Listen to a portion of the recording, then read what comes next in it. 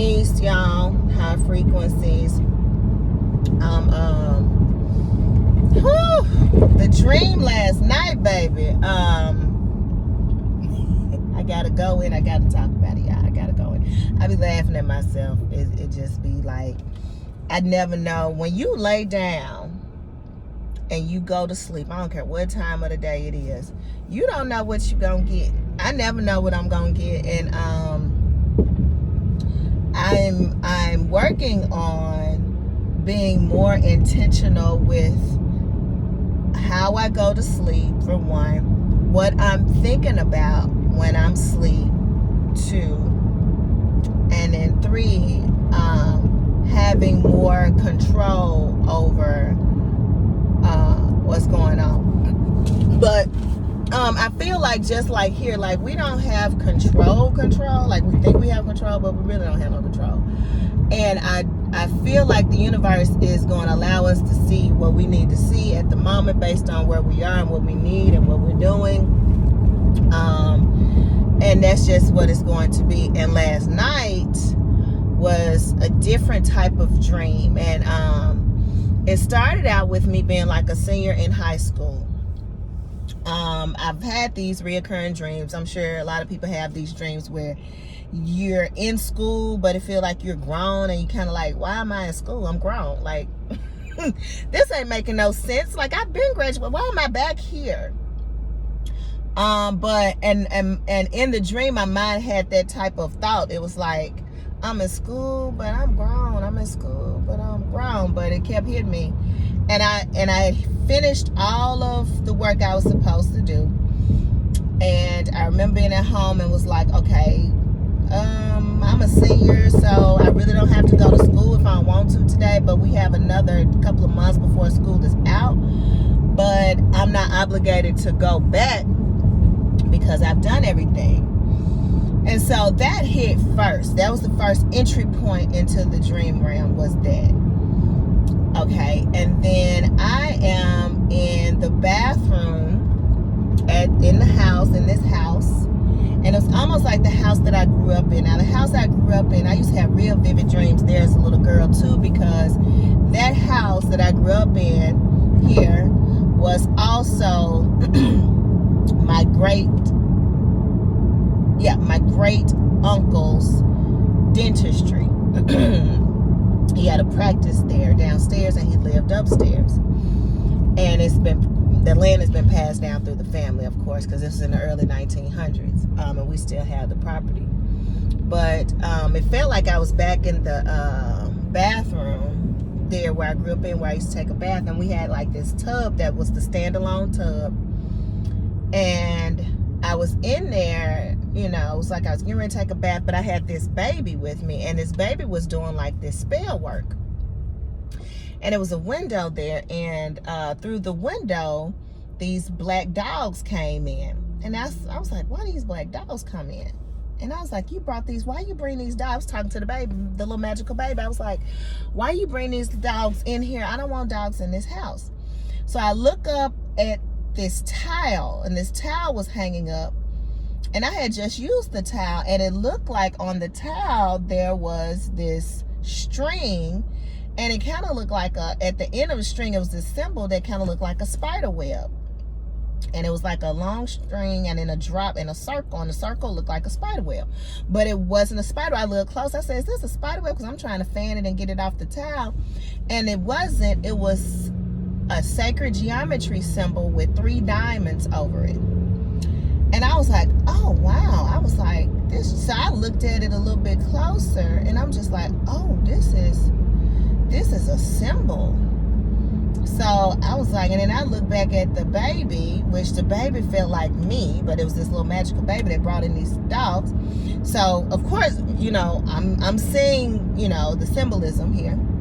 You got black dogs, you got a spider web, you got a Nancy, you got Sebek. This is Papa Lake by y'all. This is opening up the way. This is the beginning of the dream. The way is open, okay? Opening up the way. We're at the crossroads here, okay? So it goes from that to now I'm outside. It's like dark outside. It's like nighttime, what it feels like. And I'm walking down the street, but I'm with this group but it also feels like I kind of segregated from the group. I was by myself. And I'm seeing these animals in the street. One I was trying to cross away from was this tiger. And the tiger kind of saw me, and my initial reaction was of, kind of like, okay, this tiger is going to attack me. Like, what do I need to do to kind of venture myself away from this tiger? So I get away from the tiger. I'm still walking down the street, and on the side of the curb, where the street is on the side, where the curb is, there's this huge giraffe laying down asleep, his eyes closed, with a blanket of milk covered up, like not to his neck, but almost there, and he's laid in milk, but his eyes closed. And when I moved past him, I was like, that giraffe isn't asleep. I'm like, that giraffe knew I would just walk past him. So I could feel when I walked past him, it was like I went back with my third eye to view him, and I saw his eyes open and look back at me, and then he went back to sleep. Yeah, it's crazy. So then I zoom away from that point in space and time and reality, or whatever you want to call it, or dimension. And now I am with my coven. Now I have a coven. We don't meet all the time, but I have a Astro Ram coven, a group of women that we get together and we do magic together. And we put together spells or rituals or whatever we're doing. So I zoomed back on there. When I zoom back there, it's quite a few of us, and we're working. There is a underground. There's this place underground where we had to take this sacrifice. This person was a sacrifice. And this person was bounded at the ankles and the hands, and they weren't fighting it. They knew they were the sacrifice. They had to do this. And each one of us, it was a group of us, each one of us had someone that we had to put down in this space underground. And the space underground wasn't like just dirty. It was actually almost like a cell, like in a jail cell or something. They didn't have much, but they had space to move around. And they had to be down there in this underground space. So we dug it up, and then there was this bar that we had to lock them down to make sure they stay in there. But a part of this ritual was dill. I had to get some dill, this herb, if you probably heard of it, it's D-I-L-L, and I didn't have any. And in order to complete this whole ritual spell, I had to get some. Now, there was another one of the witches that was in the coven who had some in her garden. So I just went right across the way, got some dill from her, and it was like she was awakened to the fact that I had took some dill. She was upset, and I was like, it's gonna grow right back. So the dill grew back almost like a time lapse. If you all have watched a time lapse video, and things just move fast, but it was over a period of time, but they sped it up to actually see what happened during like a 4-week time period. And that was what was going on. So the deer grew back, and it grew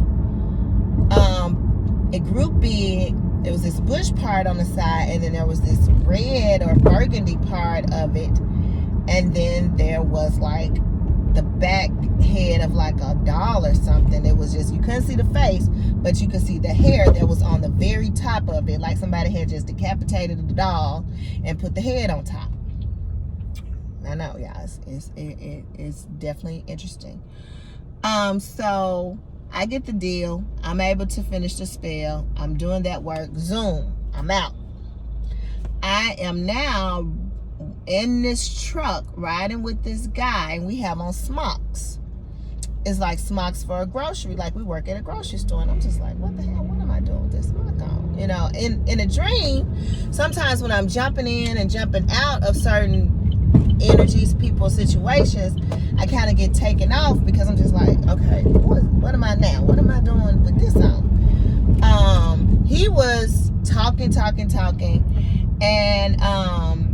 and then it was almost like we were not in a truck anymore, and he had pulled up stopped, and it wasn't like we was in a truck anymore, but he was still like at this cash register that was in front of him with his smock on, but he had his name tag on. And it was weird because I didn't resonate with whatever it was or whatever was going on. I just didn't resonate with it at all.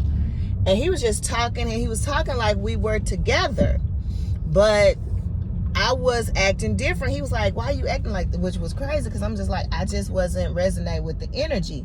And I feel like I had jumped into a whole nother timeline. And I you know, when you jumping in these timelines, sometimes you don't have memory of what's going on. And like I told you all before, these timelines are starting to merge in together. And so our spirits, our soul, and our spirit energy can jump into our physical bodies at will, or we can do it when we want to, whatever.